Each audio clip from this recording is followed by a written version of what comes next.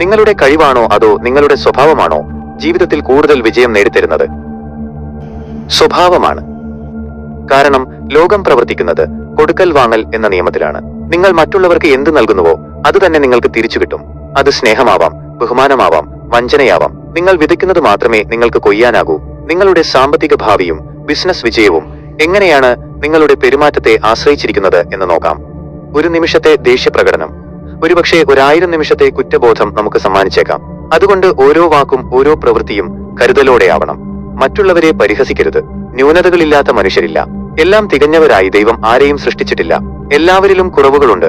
ആ കുറവുകളെ ചൂഷണം ചെയ്യാനോ പരിഹസിക്കാനോ ഉള്ള അവകാശം നമുക്കില്ല. ബഹുമാനം നൽകിയാൽ മാത്രമേ നമുക്ക് ബഹുമാനം ലഭിക്കൂ. നിങ്ങളുടെ ചിന്തകളാണ് ആദ്യം മാറേണ്ടത്. ഞാൻ ചിന്തിക്കുന്നത് മാത്രമാണ് ശരി എന്ന തോന്നലാണ് പല പ്രശ്നങ്ങളുടെയും അടിസ്ഥാനം. ഈ ലോകം വലിയൊരു പാഠശാലയാണ്. എല്ലാവരിൽ നിന്നും പഠിക്കുക, എന്നാൽ ആരെയും അന്ധമായി പിന്തുടരാതിരിക്കുക. ബിസിനസ്സിൽ നിങ്ങളുടെ അറിവിനേക്കാൾ പ്രധാനം നിങ്ങളുടെ വിനയമാണ്. അഹങ്കാരം എത്ര കുറയുന്നോ നിങ്ങളുടെ ബിസിനസ് അത്രയും വർദ്ധിക്കും. റിച്ച് ഡാഡ് പുവർ ഡാഡ് എന്ന പുസ്തകം പഠിപ്പിക്കുന്ന ഒരു വലിയ സത്യമുണ്ട്. ഞാൻ അഹങ്കാരിയായിരുന്ന സമയത്തൊക്കെ എനിക്ക് പണം നഷ്ടപ്പെട്ടിട്ടുണ്ട്. കാരണം അഹങ്കാരമുള്ളപ്പോൾ എനിക്ക് അറിയാത്ത കാര്യങ്ങൾ പ്രധാനമല്ല എന്ന് ഞാൻ വിശ്വസിക്കും. പലരും അവരുടെ അറിവില്ലായ്മയെ മൂടിവെക്കാനാണ് അഹങ്കാരത്തെ ഒരു മറയായി ഉപയോഗിക്കുന്നത്. ഇനി ധനകാര്യത്തിലേക്ക് വരാം. ദി സൈക്കോളജി ഓഫ് മണി എന്ന പുസ്തകം പറയുന്നത് ശ്രദ്ധിക്കുക.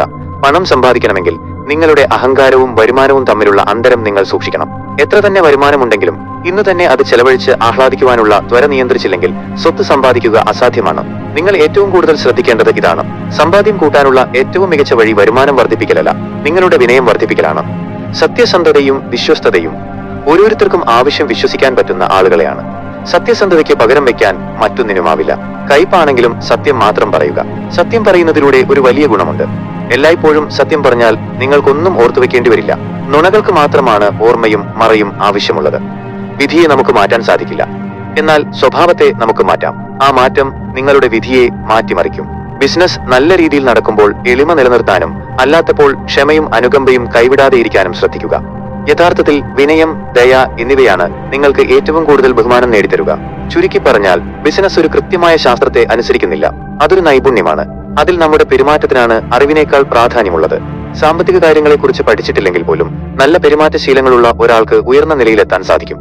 ഈ വിഷയത്തെക്കുറിച്ച് നിങ്ങളുടെ അഭിപ്രായം എന്താണ്? പെരുമാറ്റമാണോ കഴിവുകളാണോ ഒരു വ്യക്തിയെ വിജയിപ്പിക്കുന്നത്? താഴെ കമന്റ് ബോക്സിൽ നിങ്ങളുടെ ചിന്തകൾ രേഖപ്പെടുത്തുക. വീഡിയോ ഇഷ്ടമായെങ്കിൽ ലൈക്ക് ചെയ്യുക, ചാനൽ സബ്സ്ക്രൈബ് ചെയ്യുക.